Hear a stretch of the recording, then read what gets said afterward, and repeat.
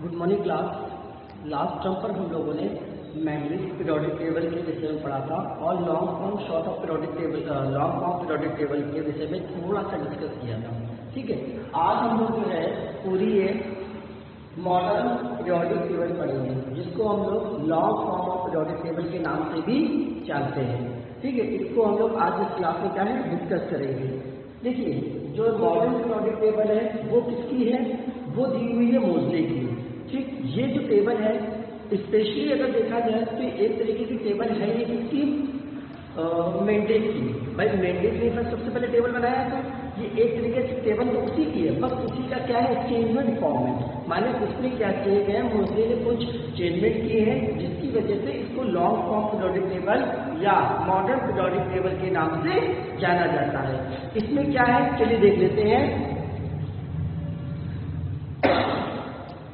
इस टेबल में जो है आपके टोटल कितने ग्रुप हैं और कितने पीरियड हैं, तो इसमें आपके टोटल कितने ग्रुप है 18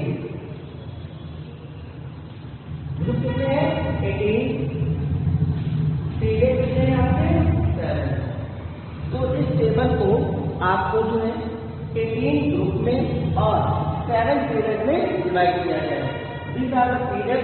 इस तरीके से जब लेफ्ट से राइट की तरफ चलेगी तो वो हमारा क्या हो जाएगा पीरियड, और जब हम लोग अप टू राइट चलेंगे ठीक है तो हमारा क्या हो जाएगा group. The table will be divided into 18 group and 7 period and it will also be divided into some।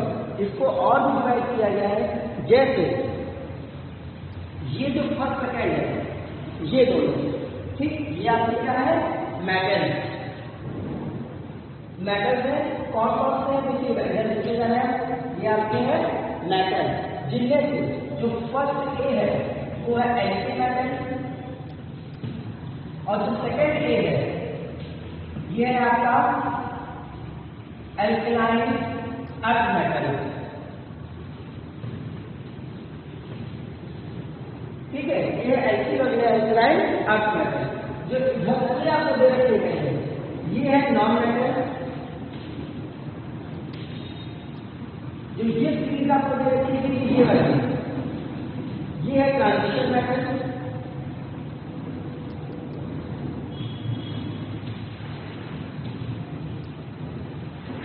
और ये आपको दे रखी है लेंथेनाइड और एक्टेनाइड। लेंथेनाइड और ये है एक्टेनाइड। चलिए इस टेबल के विषय में पूरी स्टडी करते हैं। ठीक है, सबसे पहले हमारी जो फर्स्ट और सेकंड ग्रुप डिवाइड किया गया है, फर्स्ट ए और सेकंड ए। तो जो फर्स्ट ए ग्रुप है ये हमारा कहलाता है एल्किल मेटल। क्या है एल्किल मेटल। और जो सेकंड ए ग्रुप है वो है एल्कलाइन अर्थ मेटल। तो सबसे पहले इसको समझ लेते हैं एल्किल मेटल और एल्कलाइन मेटल क्या है, और उससे पहले समझ लेते हैं कि मेटल नॉन मेटल और जो हमने लिखा हुआ है ट्रांजिशन मेटल, ठीक है, ये क्या होते हैं। तो केवल हाइड्रोजन को अगर छोड़ दिया जाए, समझिएगा, अगर केवल हाइड्रोजन को हम छोड़ दें तो इसके अलावा बचे हुए जितने भी हैं वो सब हमारे क्या होंगे दोनों सीरीज में मेटल। तो फिर मेटल होते क्या है, ऐसे एलिमेंट जो इलेक्ट्रॉन को लूज करने की टेंडेंसी रखते हैं। ठीक है, जो इलेक्ट्रॉन को लूज करके अपना पॉजिटिव आयन बनाते हैं वो हमारे क्या कहलाते हैं मेटल्स। अब उसके बाद एल्किल और एल्कलाइन अर्थ मेटल क्या है। तो जो एल्किल मेटल होते हैं ये आपके कैसे होते हैं सॉफ्ट इन नेचर। कैसे होंगे, सॉफ्ट होंगे नेचर में। उसके बाद ये कैसे होंगे, आसानी से डिकम्पोज हो जाएंगे। ठीक, दूसरा अगर इनकी सभी की प्रॉपर्टीज है कैसे होते हैं, सॉफ्ट होते हैं, आसानी से डिकम्पोज हो जाएंगे। फिर उसके बाद अगर लिथियम को छोड़ दिया जाए, केवल लिथियम ही एक ऐसा है जो इसमें कॉम्प्लेक्स कंपाउंड बनाता है। लिथियम के अलावा सभी कैसे होते हैं नॉन कॉम्प्लेक्स, ये किसी के साथ भी कॉम्प्लेक्स कंपाउंड नहीं बनाते हैं। इनका मेल्टिंग पॉइंट कैसा होता है लो होता है, क्योंकि आसानी से बहुत जल्दी क्या ये मेल्ट हो जाएंगे। ये कैसे होगा, इसका मेल्टिंग पॉइंट कैसा होगा आपका लो होगा। तो these are the alkali metal. अब अगर एल्कलाइन की बात करें तो जस्ट अपोजिट हो जाएगा। अगर ये सॉफ्ट होते हैं कैसे होते हैं हार्ड होते हैं, ये आसानी से कॉम्प्लेक्स कंपाउंड नहीं देते हैं, ये क्या है दे देते हैं। इनका मेल्टिंग पॉइंट कैसा होता है हाई होता है, अपने शरीर का मेल्टिंग पॉइंट कैसा होगा अपने आप में हाई होगा। तो ये डिफरेंस प्रॉपर्टी है एल्किल और एल्कलाइन की। बाकी फर्स्ट और सेकंड को हम लोग मेटल्स के नाम से जानते हैं। क्यों? क्योंकि ये आसानी से अपना इलेक्ट्रॉन लूज करते हैं और इलेक्ट्रॉन लूज करके पॉजिटिव आयन बनाते हैं। जैसे एक समझ लेते हैं शॉर्ट बेस सोडियम का।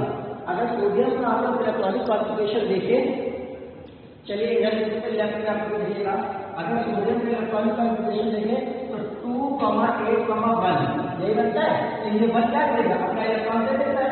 तो देखो Na+ बनाएगा और जब Na+ बनाएगा तो 2,8 खाली इतना बचेगा। तो देखो यहाँ पर आपने देखा कि यहाँ पर एक इलेक्ट्रॉन हमने क्या है दे दिया, तो दे करके इनर्ट कॉन्फ़िगरेशन लिया। इनर्ट मतलब जो किसी के साथ रिएक्शन नहीं देते, मतलब स्टेबल, इस तरीके से कह सकते हैं स्टेबल कॉन्फ़िगरेशन। 2,8 करके देखो पॉजिटिव आयन बनाया। तो ये कैसे होते हैं? जो पॉजिटिव आयन बनाते हैं वो हमारे कैसे होंगे? Alkyl metal. अब उसके बाद आते हैं नॉन मेटल्स में। नॉन मेटल्स आपके क्या होते हैं? जो नेगेटिव आयन बनाते हैं, माने जिनको इलेक्ट्रॉन कैपेसिटेंस होते हैं, जो इलेक्ट्रॉनों को एक्सेप्ट करते हैं, they are called alkaline, sorry non metals. जैसे एग्जांपल हमने क्लोरीन को क्या दिया। अब क्लोरीन में देखो क्लोरीन क्या होता है? 2,8,7 होता है। क्लोरीन का एटॉमिक नंबर कितना है? 17 है ना। तो यहाँ 17 रखो तो देखो 2,8,7 आएगा इसका कॉन्फ़िगरेशन। और जबकि होना यहाँ कितना 18 लास्ट क्या होता है? तो ऑर्बिटल में 8 इलेक्ट्रॉन होने चाहिए। तो ये इलेक्ट्रॉनों को क्या करेगा? एक को ग्रहण करेगा, यानी एक्सेप्ट करेगा। तो इसमें कौन सा चार्ज आएगा? नेगेटिव। जब ये 2,8,8 बनाएगा, ठीक है, तो इसका कौन सा चार्ज आएगा? माइनस, यानी नेगेटिव चार्ज। तो ये इलेक्ट्रॉनों को एक्सेप्ट कर रहा है, इसलिए ये क्या हो जाएगा? नॉन मेटल्स में आ जाएगा आपका। उसके बाद तीसरे होते हैं आपके ट्रांजिशन मेटल। ट्रांजिशन मेटल वो मेटल होते हैं जो हाईली रिएक्टिव है, ठीक है, बहुत जल्दी रिएक्टिव हो जाते हैं और बहुत स्टेबल बनाते हैं। कलरफुल कंपाउंड होते हैं, माने जल्दी कलर्ड कंपाउंड देते हैं। They are called transition metal. और उसके बाद जो 57 नंबर पे और 58 नंबर पे आप लोग अपनी अपनी बुक में भी देख सकते हैं जब पढ़ना, तो पेज नंबर 129 ध्यान रहे, पेज नंबर 129 पे इस टेबल के साथ में देखते हुए पढ़ना। हो सकता है टेबल आप लोगों को कंप्लीट ना दिख रही हो सही से, क्योंकि बुक की वजह से पूरी टेबल बना तो दिया है, लेकिन मेरी शायद दूसरे ना दिख रही, तो आपको बुक में देख के अच्छे से समझते रहना। उसके बाद 57 नंबर पर लैंथेनाइट और 58 नंबर पर एक्टेनाइट है, ठीक है। तो लैंथेनाइट और एक्टेनाइट की अलग सीरीज बनाई गई है, जिसको लैंथेनाइट के सेलेनियम से लेकर के फ्यूजन तक चलती है, और फ्लोरियम से लेकर के फ्लोरियम तक की जो है आपकी एक्टेनाइट की, ये एक अलग बनाया गया है। लैंथेनाइट और एक्टेनाइट क्या होते हैं, इनको आप लोगों को हायर क्लास में पढ़ने को मिलेगा। जब आप इंटर या फर्स्ट ईयर में इंटर में जब जाएंगे तो आपको पूरा लैंथेनाइट और एक्टेनाइट में पढ़ने को मिलेगा कि ये होते क्या है। अभी शॉर्ट में खाली इतना जान लेते हैं कि लैंथेनाइट और एक्टेनाइट होते हैं, यदि आपके कंपाउंड होते हैं, इन पर 1 वैलेंसी चार्ज होता है, इस पर 2 वैलेंसी चार्ज होता है। और जबकि ये वाले होते हैं, जो नीचे वाले वो रेडियो एक्टिव के नाम से जाने जाते हैं। आज के लिए कभी नहीं समझ लेते हैं। अब उसके बाद आखिर हमको पता नहीं चलेगा कि किसमें कितने एलिमेंट रखे जाएंगे। तो इसके लिए हमें सबसे बढ़िया टॉपिक होता है वैलेंसी। सबसे पहला है इसमें वैलेंसी, ठीक है। तो पहले से पहले ग्रुप ऑफ इलेक्ट्रॉन, ग्रुप क्या होता है? ग्रुप जो होता है आपके इस तरीके से जो 18 कॉलम्स में इसको आपको डिवाइड किया गया है, ये आपका क्या हो जाएगा? ग्रुप। और सब टेबल को जब लेफ्ट टू राइट डिवाइड किया जाएगा वो आपका क्या हो जाएगा? पीरियड।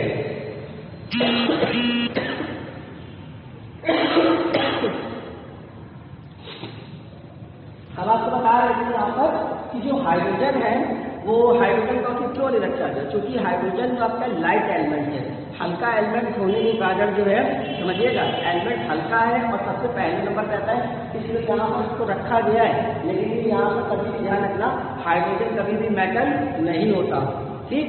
हाइड्रोजन आपका बिहेव करता है एज अ नॉन मेटल की तरह, तो ध्यान रखना है इस चीज को। क्यों? क्योंकि हाइड्रोजन एक गैस के फॉर्म में होता है, इसलिए जो ये नॉन मेटल होगा, ओके। अब उसके बाद देखिए यहाँ पर कैसे पता चलेगा कि किसमें कितने एलिमेंट रखे जाएं। तो अगर फर्स्ट नंबर की बात करें तो इसके लोगों को क्लियर करके थोड़ा सा अच्छे से बताते हैं आप लोगों को।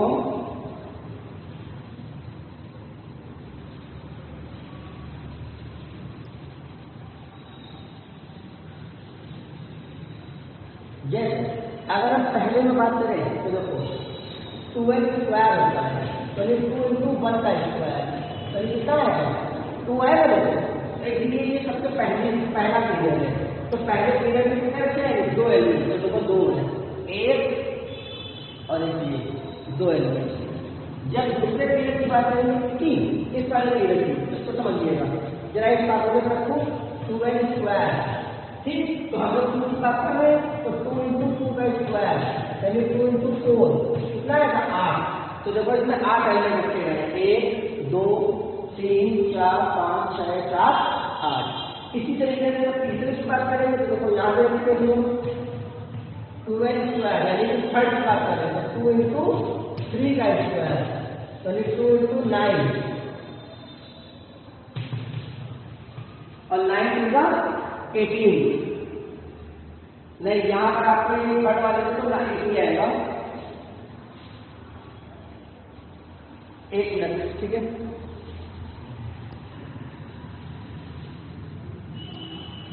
तो हम लोग जो है इसमें डिस्क्रिप्शन पढ़ रहे थे कि जो है नंबर ऑफ शेल को बढ़ेंगे, देखो जिससे K शेल, L शेल और N शेल से बढ़ेंगे। ठीक है, तो पहला है 2n², इसमें 2n², इसमें 2n²। तो पहले 1 रखते हैं, 2 × 1 का स्क्वायर, 2 × 2 का स्क्वायर, फिर 2 × 3 का स्क्वायर। तो इसका करेंगे तो आएगा 2, इसका करेंगे तो आएगा 1 और इसका करेंगे तो आएगा 18।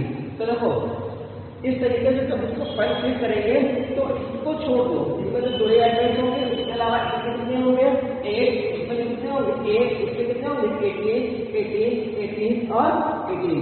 इस तरीके से 2 8 8 18 18 18 करके इसको भरा जाता है। ठीक है, अब यहाँ पर 2 8 18 है, यहाँ पर first cell, second cell, third cell, fourth cell, इस तरीके से पूरी तरीके से क्या किया जाएगा, आपका डिवाइड किया जाएगा। ठीक है, अगर मान लीजिए आपको कहते हैं कि जो है कैल्शियम का बताइए, समझिएगा कैल्शियम का पूछा जाए कि शेल कौन सा होगा, ठीक, तो कैसे निकालोगे? हम लोग क्या करेंगे, कैल्शियम चलिए लिख लेते हैं।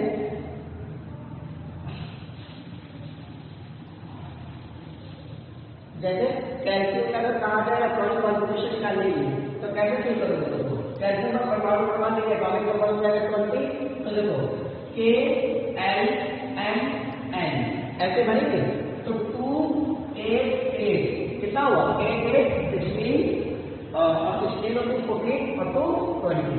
तो समझना जरा, अब कैसे चलेगा, यहाँ पे देखना पहली शेल, दूसरी शेल, तीसरी शेल और चौथी शेल। अब समझो, फिर से समझना, पहला पीरियड, दूसरा पीरियड, तीसरा पीरियड, चौथा पीरियड। तो देखो चौथा पीरियड आ रहा है 1 2 3 4, चौथा पीरियड। चौथे पीरियड में दूसरे नंबर वाला एलिमेंट, तो देखो चौथे पीरियड में दूसरे नंबर वाला एलिमेंट निकल करके आ गया। अगर हमको ऐसे पता लगाने को कहा जाए तो हम आसानी से पता लगा सकते हैं कि कौन सा एलिमेंट इसमें रखा गया है। जैसे क्लोरीन का देख लेते हैं, क्लोरीन का एटॉमिक नंबर कितना होता है 17। तो फिर करेंगे 2 8 7। देखो 2 8 7 आया, तो यानी कि पहला पीरियड, दूसरा पीरियड और तीसरा पीरियड। अब तीसरे पीरियड में कौन सा नंबर एलिमेंट है 7th नंबर एलिमेंट। तो जरा चलो तीसरे पीरियड में 1 2 3 4 5 6 7, देखो आ गया। अब ये कहाँ बिलोंग करेगा 18 ग्रुप में और 17, यानी 17 ग्रुप का 17 नंबर ग्रुप का जो थर्ड एलिमेंट आएगा, सॉरी थर्ड नंबर पीरियड का जो इधर 11th नंबर आएगा उसमें वो आपका क्या हो जाएगा, क्लोरीन का हो जाएगा, क्लोरीन आपका हो जाएगा।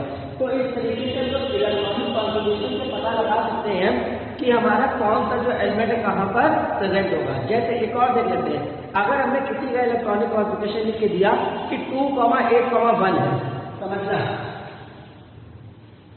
यहाँ पे लिख दे रहे आप। अगर हमने एक कॉन्फ़िगरेशन नाम लिख दिया कि 2 8 1 और हमने कहा कि बताइए ये एलिमेंट कौन सा होगा, तो अगर आपको प्रोजेक्ट टेबल याद हो तो आप तुरंत कर लोगे। देखो पहला पीरियड, दूसरा पीरियड, तीसरा पीरियड। तो तीसरे पीरियड में नंबर 1 आया, तीसरे पीरियड में पहला एलिमेंट, देखो तीसरे पीरियड में 1 2 3 और तीसरे पीरियड में पहला एलिमेंट क्या है सोडियम। ठीक, अगर इस तरह सोडियम का कह दिया जाए कि सोडियम का बताइए पीरियड ग्रुप कौन सा होगा, तो सीधी सी बात है पीरियड कौन सा होगा 3, क्योंकि 1 2 3। ठीक, अब ग्रुप में कौन सा होगा पहला, भाई पीरियड कौन सा है तीसरा पीरियड और पहला ग्रुप। ठीक है। अगर इसका क्लोरीन का कहा जाए इसका पीरियड और ग्रुप बताओ तो कैसे बताओगे? तो पीरियड आपका कौन सा जाएगा? तीसरा 1 2 3 और ग्रुप आपका कौन सा है? काउंट कर लो देखो, यहाँ से 1 2 3 4 5 6 7। ठीक है। तो इस तरीके से हम लोग जो है पता लगा सकते हैं इलेक्ट्रॉनिक कॉन्फ़िगरेशन से कौन सा पीरियड और कौन सा ग्रुप है। अब उसके बाद अगर बात करें इसमें हम लोग वैलेंसी की, तो वैलेंसी क्या है? The combining capacity of the electrons is called valency, या the number of electron in the outermost shell is called valency. जो जितने मतलब आउटर मोस्ट ऑर्बिटल में जितने इलेक्ट्रॉन होते हैं वो उसकी वैलेंसी कहलाता है। जैसे सोडियम में कितने 2,8,1 तो उसकी वैलेंसी कितनी हो जाएगी? 1। एक चीज ध्यान रखना, वैलेंसी हमेशा पहले 1 से लेकर के 4 तक बढ़ती है, फिर उसके बाद 5 6 7 8 की 8 से माइनस करके निकाली जाती है। ठीक है।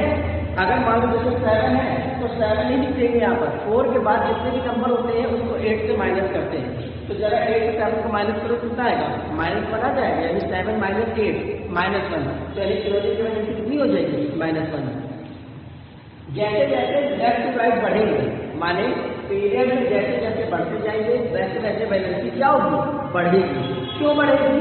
क्योंकि नंबर ऑफ शेल क्या होंगे? बढ़ेंगे। जैसे KLM शेल बढ़ रहे हैं, तो जैसे जैसे शेल बढ़ते जाएंगे वैसे वैसे इनकी क्या होगी? वैलेंसी बढ़ती जाएगी।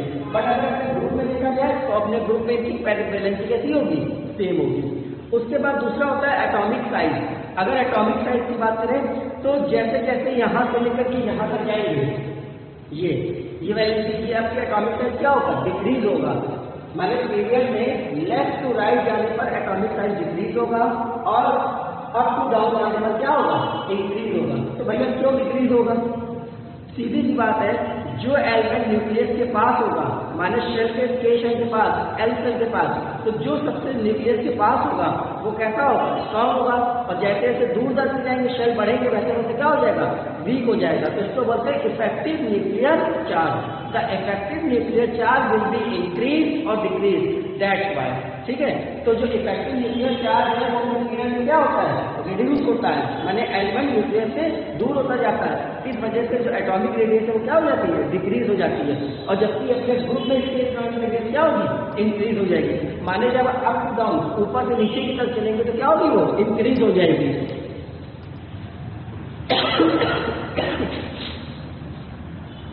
ठीक है। ऊपर नीचे जाने पर इसकी इंक्रीज होती जाएगी। क्यों इंक्रीज होगी? Due to the shell, KLMNO ऐसे करके शेल बढ़ते जाते हैं, जिसकी वजह से क्या होगी? इंक्रीज होगी। और इधर जो है इफेक्टिव रेडियस डिक्रीज होगा, जिसकी वजह से इसकी क्या होगी? एटॉमिक रेडियस डिक्रीज होती जाएगी। उसके बाद आपका आता है मैकेनिक और नॉन मैकेनिक कैरेक्टर। तो on moving left to right, जब हम लोग लेफ्ट से राइट की तरफ जाते हैं, ठीक है, तो इसका जो मैकेनिक कैरेक्टर आपका क्या होगा? इंक्रीज होगा। क्यों इंक्रीज होगा भैया? क्योंकि सीधी सी बात है, इससे 1 चार्ज होगा, इससे 2 चार्ज होगा। तो जब नंबर ऑफ चार्ज बढ़ेंगे तो मैकेनिकल न्यूक्लियर फैक्टर क्या करेगा? आपका इंक्रीज करेगा। ठीक है ना। तो on moving from left to right in a period the mechanic character decrease करेगा, नॉट इंक्रीज करेगा। On moving left to right to the period, जब पीरियड में इधर से उधर की तरफ जाएंगे तो आपका क्या होगा? ये मैकेनिक कैरेक्टर आपका डिक्रीज करेगा एंड नॉन मैकेनिक कैरेक्टर क्या करेगा? इंक्रीज करेगा। जो मैकेनिक कैरेक्टर होगा, मैंने मेटल्स का कैरेक्टर होगा, वो क्या करेगा? डिक्रीज करेगा। और नॉन मेटल्स का इधर वालों को क्या करेगा? इंक्रीज करेगा। क्यों करेगा? क्योंकि ये अपने अंदर से 1 इलेक्ट्रॉन देगा, ये अपने अंदर से 2 इलेक्ट्रॉन देगा। तो यानी इसका क्या हुआ? डिक्रीज हो रहा है, क्योंकि कम दे रहा है और ये ज्यादा देना पड़ रहा है।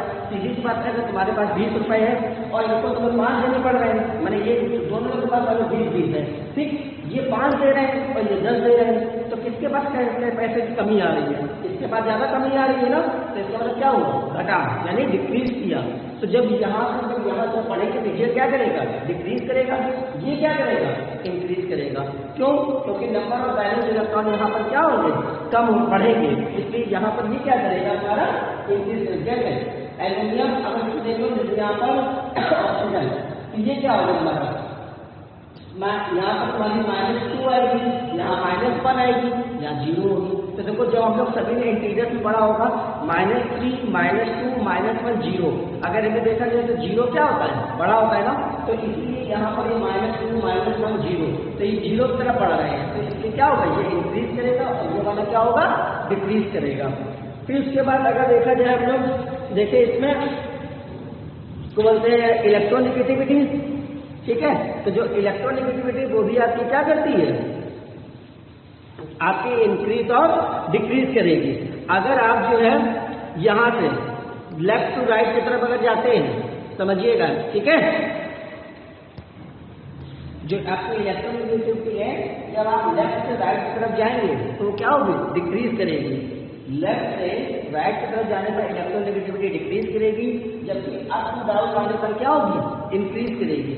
इसी तरह कहा जाए इलेक्ट्रोपॉजिटिव कैरेक्टर, तो जो इलेक्ट्रोपॉजिटिव कैरेक्टर है, जब आप लेफ्ट से राइट जाएंगे तो क्या करेगा, इंक्रीज करेगा, और जब अप टू डाउन जाएंगे तो क्या करेगा, डिक्रीज करेगा। क्यों करेगा, due to effective nuclear charge and shell. तो फिर इनकी शेल्स में क्या होगा, चेंजमेंट होगा, इन्हीं बढ़ेगी और घटेगी, जिसकी वजह से इनका इफेक्टिव न्यूक्लियर चार्ज क्या करता है, इंक्रीज करता है एक्स्ट्रा, और इसमें क्या करता है, डिक्रीज करता है। तो this is all about your periodic table. ये पूरा जो है आपका मॉडर्न पीरियोडिक टेबल के विषय में था कि मॉडर्न पीरियोडिक टेबल क्या होती है और कैसे इसको डिफाइन किया गया है, ठीक है। अब नेक्स्ट टाइम पर हम लोग पढ़ेंगे कि मेंडलिक पीरियोडिक टेबल और पीरियोडिक टेबल में डिफरेंस क्या था थोड़ा सा, और उसके बाद all about your chapter will be complete. इस पीरियोडिक टेबल को आप सभी को अपनी कॉपी में नोट डाउन करना है और इस वर्क को नोट करना है, ठीक है। Thank you class.